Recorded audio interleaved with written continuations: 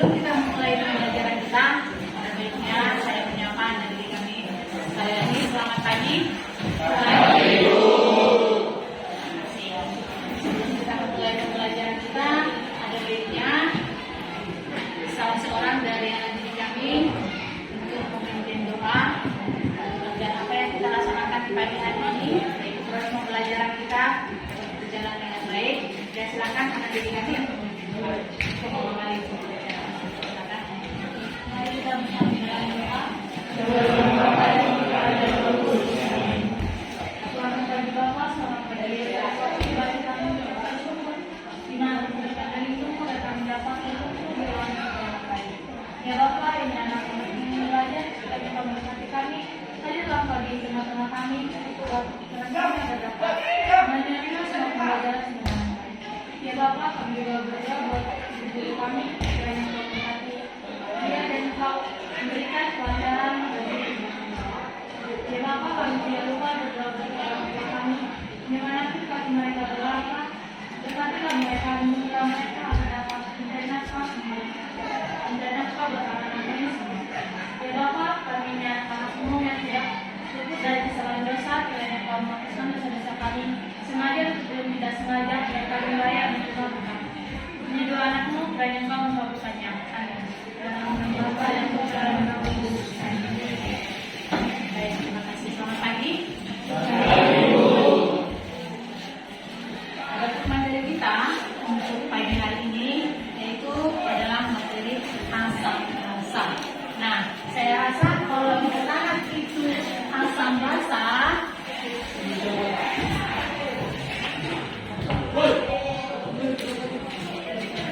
bukan lagi bahasa baru.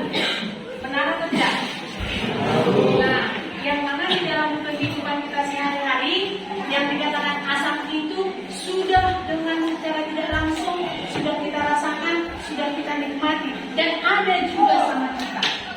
Nah, tapi untuk itu juga nanti kami juga saya juga bisa untuk menanya lagi untuk lebih paham dan untuk lebih mantap kalau asam itu di dalam pembelajaran itu apakah dia berbeda di dalam kehidupan sehari-hari atau berbeda dengan yang kita pelajari pada saat ini. Nah, untuk itu saya buat dulu gambar sebelum kita nanti membuat diskusi. Saya buat dulu gambar seperti yang ada di layar. Nah, apakah anak didik kami bisa nampak gambar yang ada di layar? Nah, di situ gambar yang pertama, di situ yang A. Itu gambar apa? Adalah pasta gigi atau odol dengan sikat gigi. Nah, di situ dikatakan kalau pasta atau odol gigi itu dikatakan asam atau basa? Adalah basa. Apakah itu sudah kamu tahu dalam kehidupan sehari-hari? Apakah seluruhnya peserta didik kami menikmatinya, merasakannya? Ya? Atau masih ada anak didik kami yang tidak kenal dengan odol gigi atau pasta gigi? Saya rasa pagi-pagi tadi bangun tidur sudah langsung menggunakan itu, ya kan? Nah, gimana rasanya? Manis, asam, pahit? Adalah rasa apa?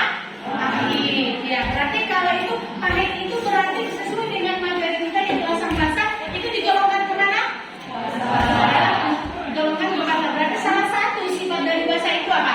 Yang sudah kita rasakan adalah rasanya apa? Pahit. Nah, kalau sesuai dengan di pembelajaran kita, berarti basa itu lambangnya apa? Siapa yang bisa tahu? Oh, lambangnya basa itu apa? Adalah kami. Sedangkan kalau asam adalah H+. Nah, itu adalah gambar yang pertama.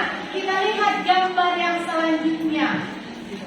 Nah, di sini ada gambar tersedia gambar makanan. Nah, sebelumnya itu adalah hanya melihat gambar makanan. Nah, di gambar makanan itu apa namanya? Adalah natura. Berarti itu sudah biasa kita lihat kan? Dan mungkin seluruhnya kita peserta didik kami juga sudah menikmatinya. Makanya dikatakan asam basa itu sangat melekat di dalam kehidupan sehari-hari. Ayat seorang tulis.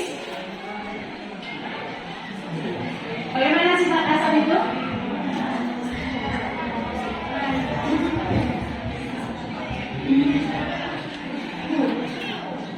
Ya, seorang siswa kami. Hah? Ya, silakan ya. Iya, ada sifat yang selanjutnya itu memiliki sifat korosif, rasanya asam, baru dia licin.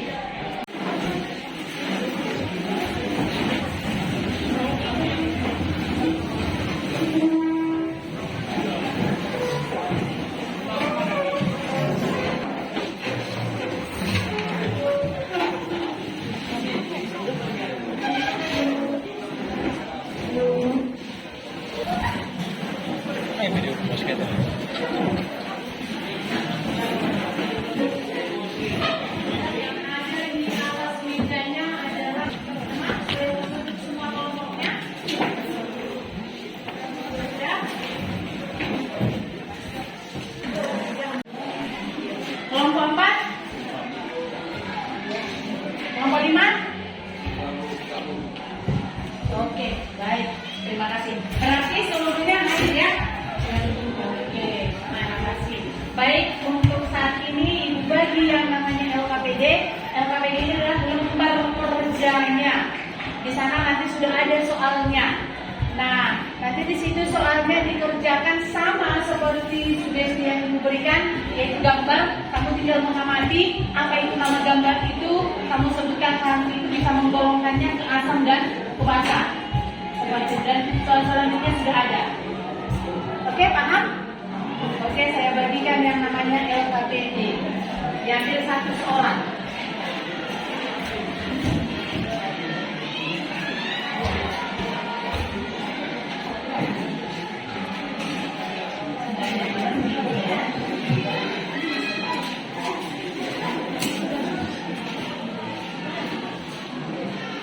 LKPD-nya dibaca dan dikerjakan masing-masing. Baru handphonenya jangan disalahgunakan.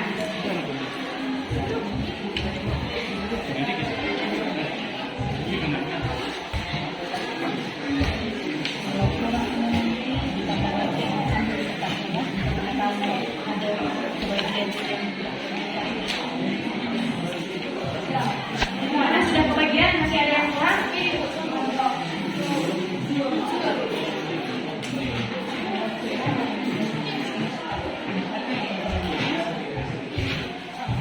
Oke, semua itu sudah dibagi yang namanya LKPD-nya. Tolong dikerjakan dengan baik dan kerjasama yang baik. Langsung dibuat kelompok yang kondusif. Satu membahas satu ini langsung kerjasama. Kami persilakan untuk peserta didik kami untuk mengerjakan LKPD-nya yang sudah dibagi.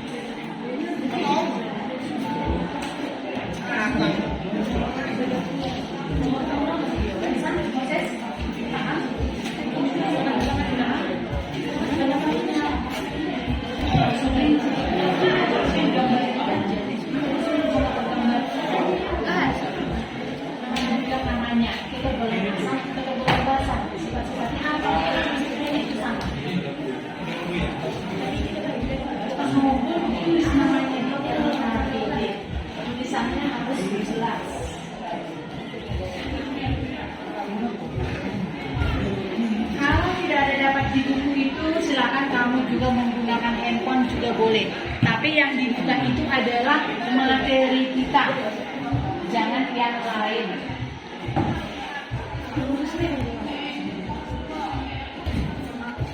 Tulisannya harus jelas.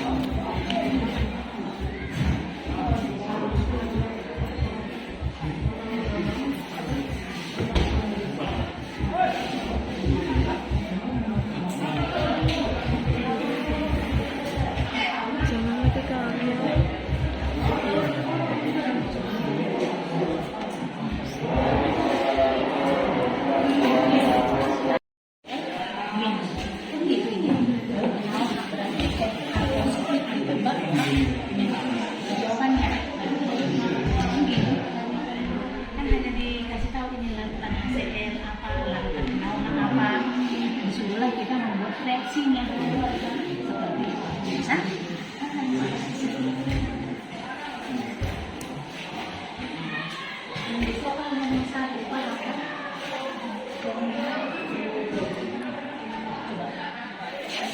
Yang di sini kan ada asam, di bawahnya kan ada HCl. HCl itu kan belum dijawabnya, berarti H positif ditambah Cl minus. Ada buka lah itu apanya, yang KPD-nya. Coba, sini sebentar, hanya yang ini kan belum terjawab. HCl dan menjadi H positif ditambah Cl minus. NaOH, Na positif.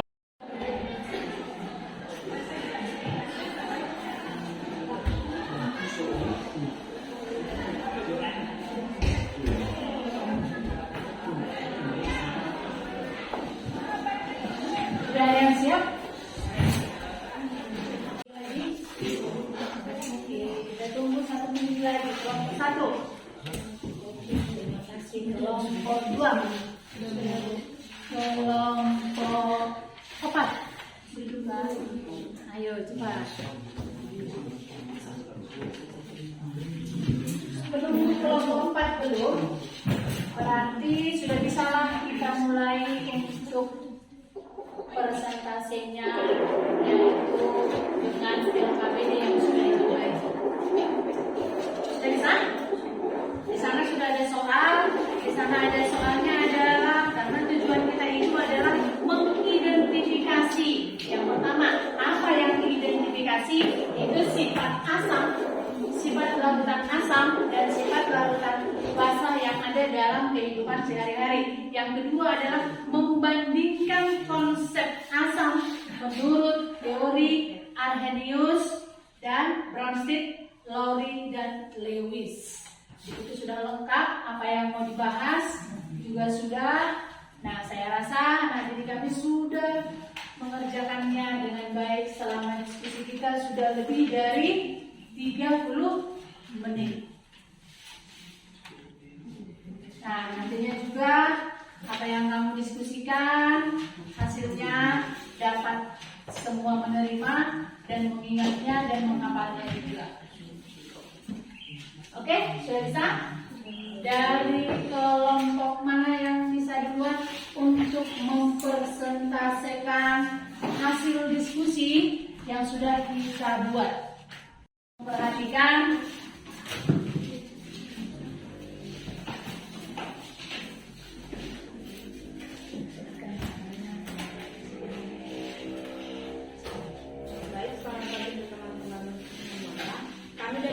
Kami dari perwakilan kelompok 3, perkenalkan nama saya Nena Kusnada. Saya Agnes demikian.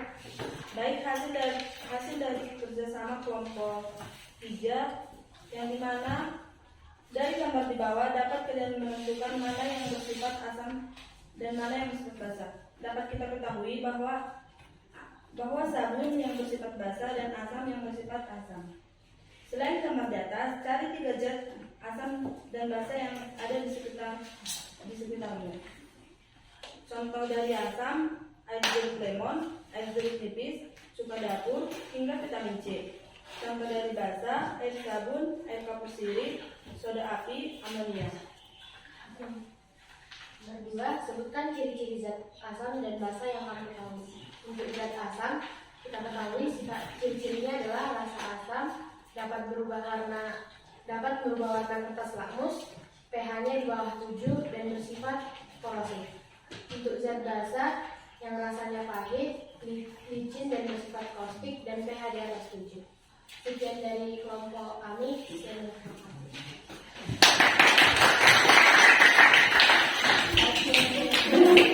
Itu adalah pengertian dari asam dan basa dan ciri-cirinya juga. Nah, di situ sudah ada gambar di LKPD.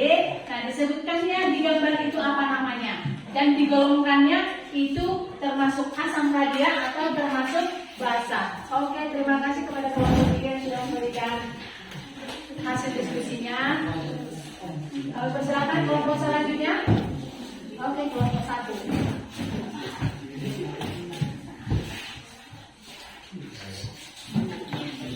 Baik, selamat pagi teman-teman. Ya, silakan disapa lagi. Selamat pagi teman-teman. Saya akan menjelaskan tentang teori asam basa Arrhenius. Asam adalah senyawa yang di dalam air mampu melepaskan ion H+, dan basa adalah senyawa yang di dalam air melepas ion OH-. Berdasarkan teori Arrhenius, tentukan reaksi ionisasi dan larutan berikut beserta sifatnya. Yang A, HNO3 menghasilkan H+ tambah NO3- yang bersifat asam, dan B, HBr menghasilkan H+ dan H+ tambah Br yang bersifat asam, dan C, NH4OH menghasilkan NH4+ ditambah OH- yang bersifat basa, dan CaOH2 menghasilkan Ca2+ ditambah 2OH- yang bersifat basa. Pak, setelah berkembang teori asam basa ini, ternyata ditentukan beberapa kelemahan. Dari teori tersebut, sebutkan kelemahan teori asam basa dan Arrhenius. Teori kelemahan asam basa dan Arrhenius itu sendiri ialah tidak bisa menjelaskan pengaruh perbedaan jenis pelaku antara zat asam maupun zat basa. Sekian dari kami, terima kasih. Terima kasih pada kelompok 1 yang sudah mempresentasikan hasil diskusinya. Nah, di saat teman kita menunggu jawabannya ke depan, seluruhnya diperhatikan. Jangan handphone itu disalahgunakan, nanti ada saatnya. Ya, silakan. Selamat siang teman-teman. Di sini saya dari kelompok 4 ingin membaca hasil presentasi kami tentang teori asam basa Lewis.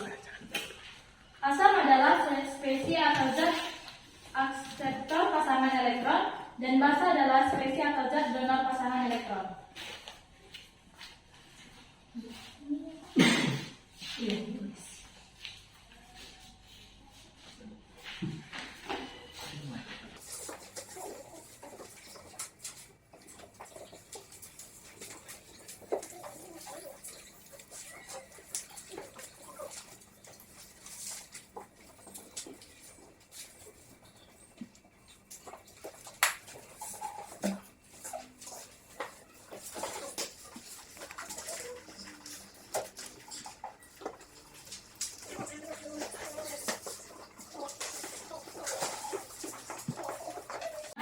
Dan sebagai cabang atau sudut kakinya F yang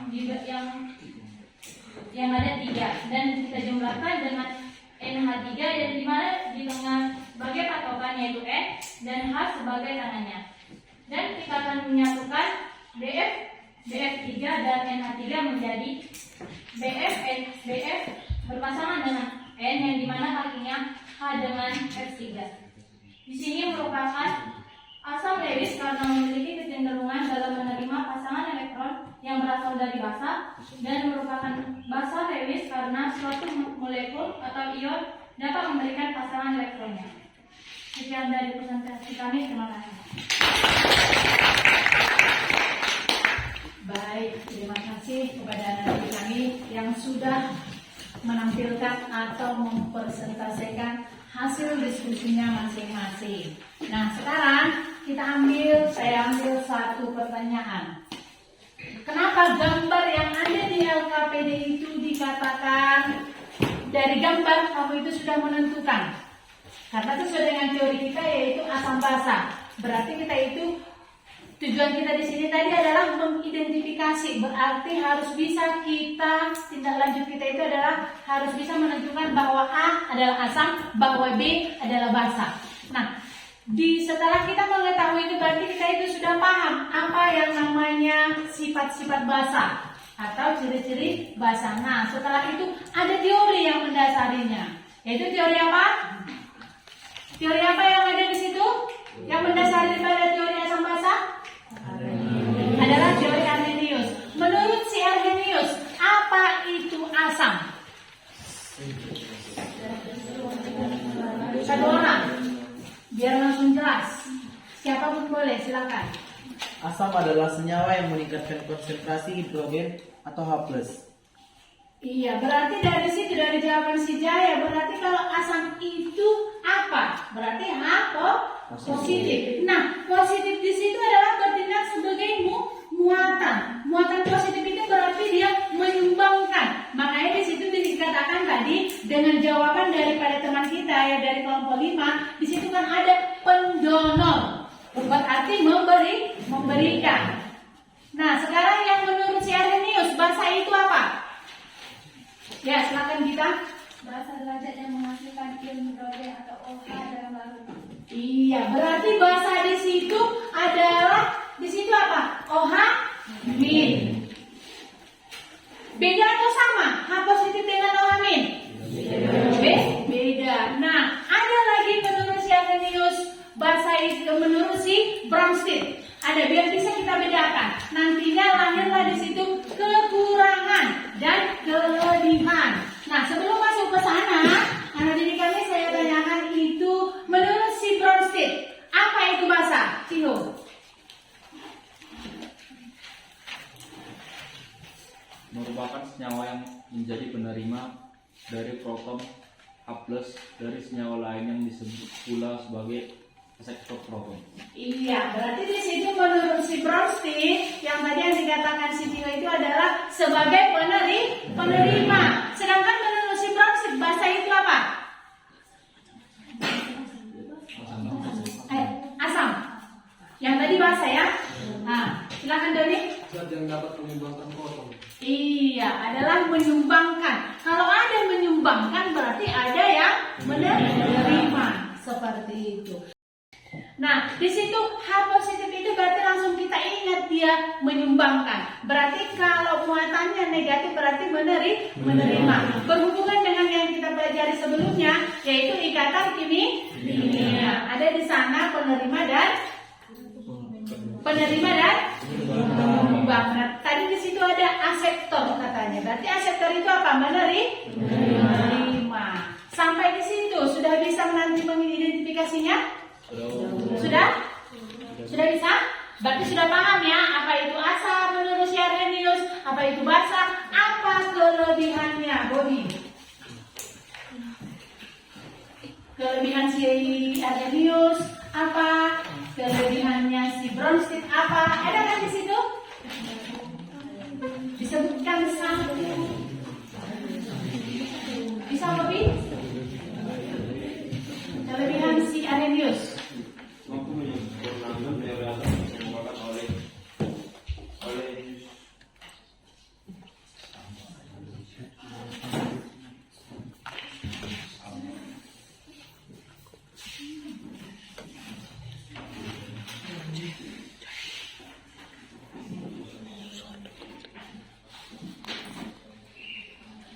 Bisa yang lain? Ya, silakan Indah. Ya. kelebihannya yaitu menyempurnakan teori sebelumnya, yaitu teori asam hidrogen iodid, bahwa tidak hanya asam yang mengandung hidrogen, tetapi basa juga mengandung hidrogen. Iya, Joni sama? Oke, terima kasih. Nah, begitulah yang dikatakan teman kita, yaitu dia itu adalah mampu menyempurnakan. Seperti itu. Nah, baik. Berarti sudah bisa kan? Sudah bisa dihafal nantinya untuk kelanjutan materi kita itu adalah untuk minggu depan, yaitu kita itu membuat praktikum. Praktikumnya apa? Adalah menggunakan indikator alami yang ada di sekitar kita. Misalnya indikator alami itu contohnya apa? Bayam hijau atau bayam merah?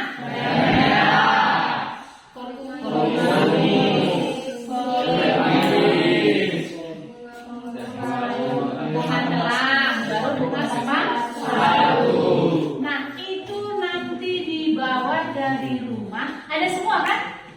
Ada. Nanti kalau mau bawa bayamnya itu jangan langsung satu bodi dibawa ya. Hanya beberapa daun aja. Oke, bisa? Oke, baik. Terima kasih kepada anak didik kami. Silakan dikumpul per kelompok LKPD-nya. Tulis namanya, jangan lupa. Karena itu masih saya cek nanti.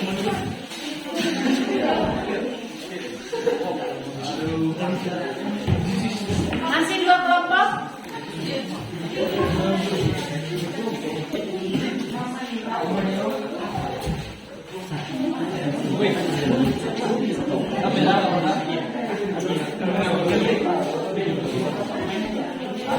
Kalau nomor 3 udah oke.